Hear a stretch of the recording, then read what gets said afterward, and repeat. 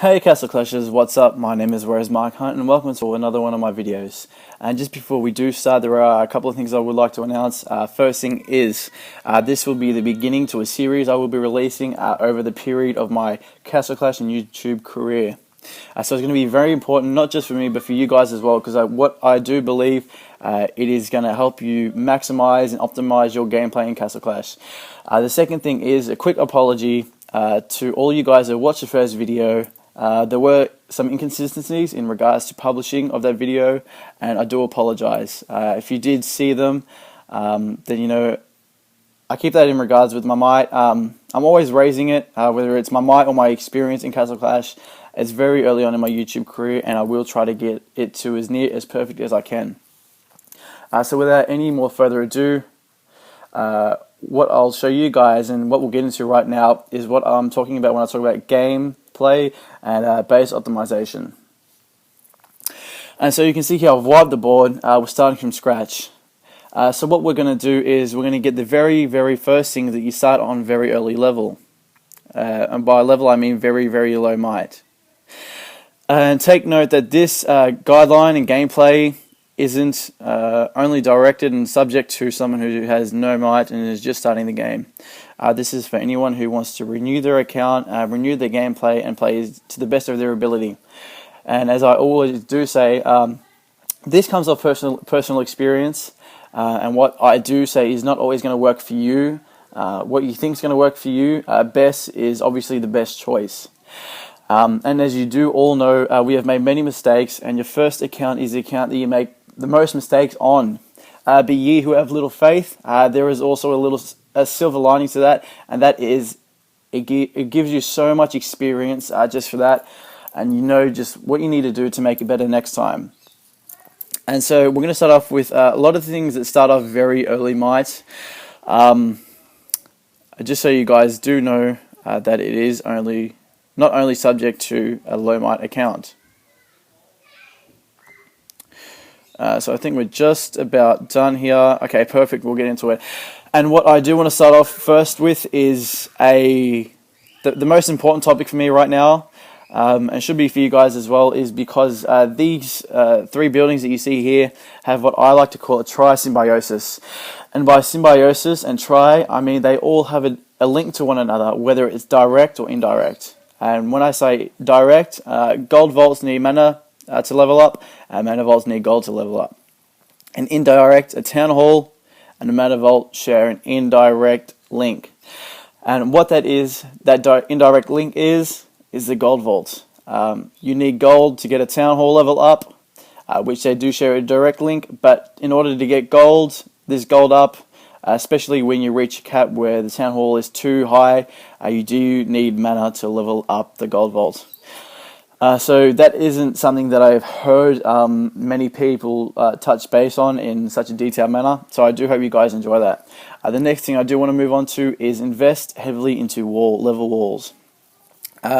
Early on you might not see it as such a big thing to do, but especially when you get higher mights, you will reach certain caps that it will become very important, just because it gives a good raid defensive structure, and it also puts on an intimidation facade. And what I'm talking about is perhaps you're at 2,000 might, and that's very low, and you can get up to 7, 8, and level 9 walls. That's going to intimidate the hell out of anyone who's trying to raid your base. And I know that personally because I do have an account that has 2k might. It has a level 80 Imhotep on it and a level 80 Druid. And I do keep those two heroes only because they're the only heroes I need. I mean, I can take Druid out and just solo everything with Imhotep. And I do have level 8, 9 walls. And I can leave my gold vaults out, caps, and everyone's just too intimidated to come near. But that is a series that I will be getting onto later in the game. The next thing is hero base. That is quite important, especially when it does come to hero B monsters, which is something you should be able to do around between level 20 to 40 if you build your base right. And it doesn't really matter what heroes you have. I've done it with ordinaries, I've done it with elites, and I've done it with legendaries, and there isn't much of a difference. But every difference does count. I'm not contradicting myself. What I'm saying is it can have a positive and negative effect. So when you're trying to push through heavy monsters, level your hero bases up because they're really, really important. And it could be the difference between you farming A to B, B to C, D to E, E to F, and all the way down to J. The next thing is a relic haul. Depending on the hero you do get, as I said, everything does make a difference. A relic haul may or may not be the best thing for you. Reason being is if you get a druid, you're not really going to need it at low might. And you do want to keep your might as low as possible because what that's going to enable you guys to do is to raid so easily. You can put the heroes in the raid, chuck the phone down, go grab a drink, a little bite to eat, and it doesn't matter.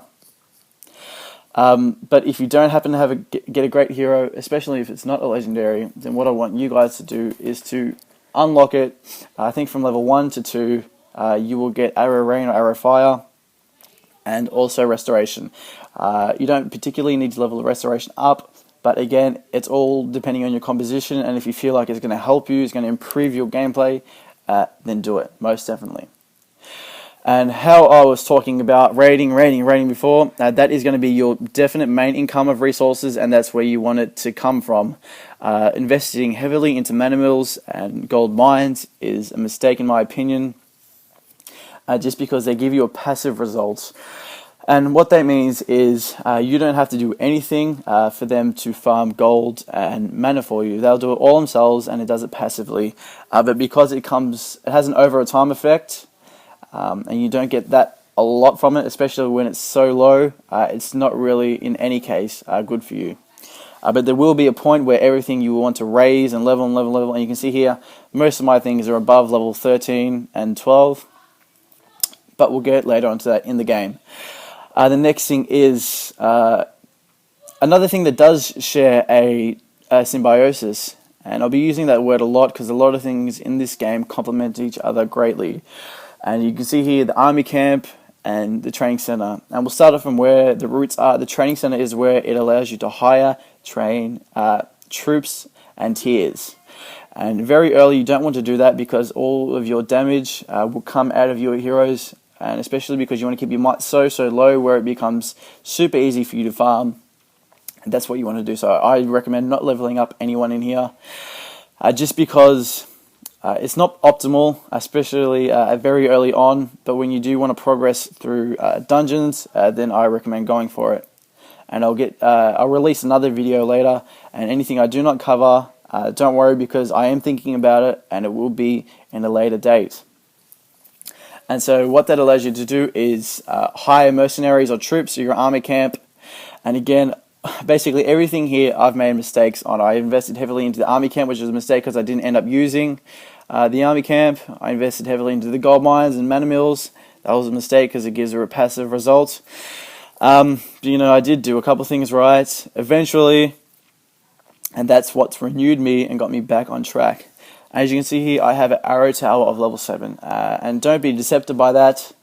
It's not what you will get straight away, and I will actually take that out, and I will show you a different one. We've got level 8, and technically that is a arrow tower of level 18. And the reason being is, you see it's arrow tower, but it is a specialized arrow tower. When you get your first tower at level 1, it is a basic tower.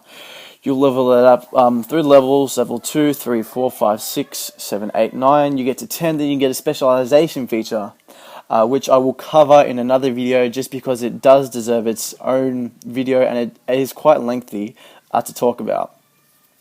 So you'll get a specialization feature, then you'll start from square one again at level 1, and you get that all the way up to level 10. But you will choose the tower specializations not based on the looks and the cosmetic effects, but what it will do for you, what it will make optimal for you. So that's what you get very early on, and I do recommend investing into these things here that I will line up. Very early on, and possibly all the way up to 15,000 might anywhere between 8 to 15,000. I recommend investing into these only. Gold vaults, mana vaults, town hall, hero base, wall, and arrow tower. Just because they will give you the greatest effect and they will get you back on track. And that's what I'm talking about. It is not only for a person who started a brand new account, it's for anyone who's made a couple of mistakes, like we all have, and wants to get back on track. As for anything else you do see here, you do want to get duplicates. So you do see that I do have an X amount of gold vaults, an X amount of mana vaults, but you will get those and gain those collectively over each time you level up a town hall. And with leveling up a town hall, it allows and unlocks you new buildings that you can get duplicates.